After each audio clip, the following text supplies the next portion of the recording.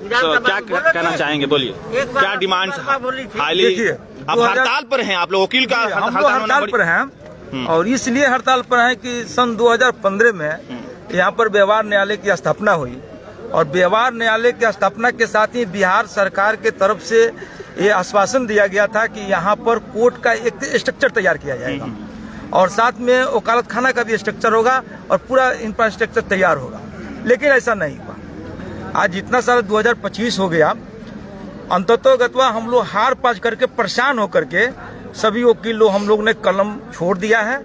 आज से हमने अपना काम बंद किया है कि सरकार इसको सुने और यहाँ कोर्ट का निर्माण पर वो ध्यान दे, क्योंकि बादकारी काफी दूर से आते हैं। मात्र यहाँ 2 जज हैं, एक मुंशफ साहब है, एक सब जज साहब हैं और 2 अब बहुत सारा केस का स्ट्रेंथ बहुत ज्यादा है, जबकि मात्र सिविल है। क्रिमिनल केसेज भी आए यहाँ पर और यहाँ के आसपास के जो बादकारी हैं उनका काम त्वरित निष्पादन हो, इसके लिए यहाँ कोर्ट का स्ट्रक्चर का होना बहुत आवश्यक है।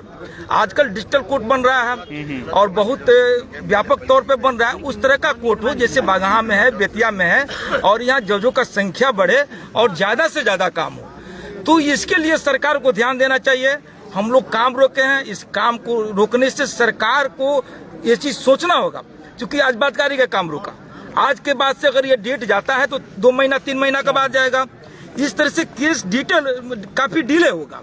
तो डिले होने के लिए हम लोग रोके ताकि सरकार को समझे कि इस डिले का प्रभाव सरकार को भी पड़े और सरकार तुरंत अविलंब इस पर विचार करते हुए और यहाँ कोर्ट के निर्माण के लिए जो पैसा आया है उसको अविलंब उस पैसा को लगा। क्यों होता है दुर्भाग्य? क्या आपको लगता है दुर्भाग्य कि बार-बार पैसा वापस चले जा रहे हैं? बार-बार पैसा जाने के पीछे का ये देखिए पॉलिटिकल अप्रोच की जो बात आप कर रहे थे, पॉलिटिकल अप्रोच हम लोग का स्पेशली कोई पॉलिटिकल अप्रोच नहीं, लेकिन जो पॉलिटिकल लोग हैं यहाँ पर विधायक साहब हैं, राज्यसभा सांसद हैं, यहाँ सांसद हैं, यहाँ की विधायिका पहले भागीरथी देवी भी रही है।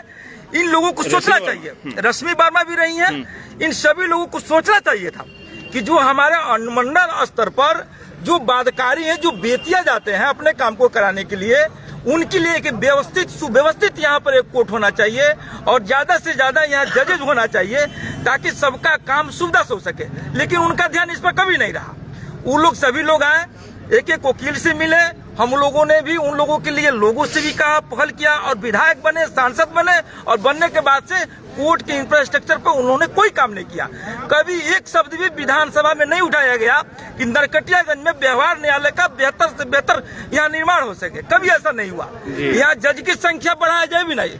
आज से कुछ दिन पहले यहाँ 4 जज हुआ करते थे, लेकिन आज के डेट में मात्र एक मुंसिफ है और एक जज है और अनुमंडल न्यायालय में एक SDO साहब है। यहाँ एग्जीक्यूटिव ऑफिसर भी कोई नहीं है, DCLR साहब है। कभी कोर्ट होता है, कभी कोर्ट नहीं होता है। ये सिर्फ व्यवस्था के नहीं होने के कारण ये सब कुछ हो रहा है। इसलिए इसके मीडिया के माध्यम से बेतिया में कितने सिविल जज है? बेतिया में सिविल जज बहुत सारे हैं, अब तो नहीं बता सकते हैं क्योंकि आते जाते लोग हमेशा रहते हैं। एक ट्रांसलेबल पोस्ट है, 40 से ऊपर है, 40-50 ऊपर होंगे, क्योंकि वहाँ पर सिविल केसेज भी है, वहाँ क्रिमिनल केसेज भी है और भी बहुत सारे अपीलीय केस भी चलता है। इसलिए यहाँ पर संख्या है। अगर यहाँ भी स्ट्रक्चर तैयार हो जाए तो उस तरह से जजेज यहाँ भी रहेंगे और यहाँ भी ज्यादा से ज्यादा काम होगा। चलिए, बहुत शुक्रिया, थैंक यू सो मच। देखिए